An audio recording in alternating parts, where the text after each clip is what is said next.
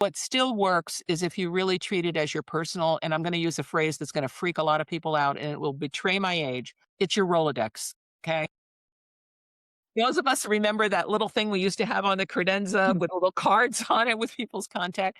Your LinkedIn connections are your personal Rolodex. And this is the image that I used to plant with people.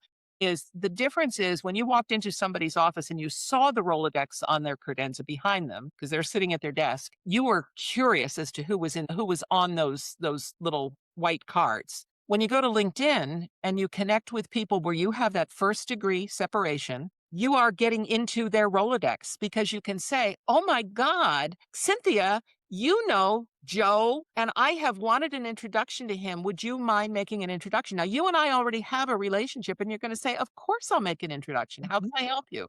mhm, So it's that personal connection of getting connected to other people through connections. Now, what I'm going to say what I don't like about how LinkedIn has evolved.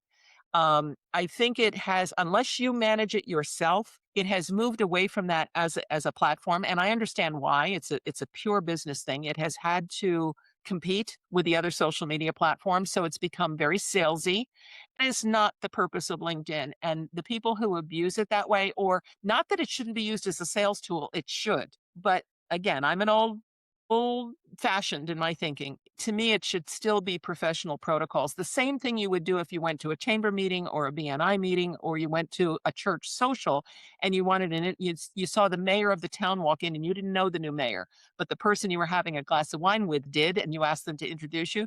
To me, if you want to keep that spirit of LinkedIn, and if you keep that spirit yourself and you encourage the other people you connect with, then you've got a power. It still remains the most powerful tool, for networking, no question.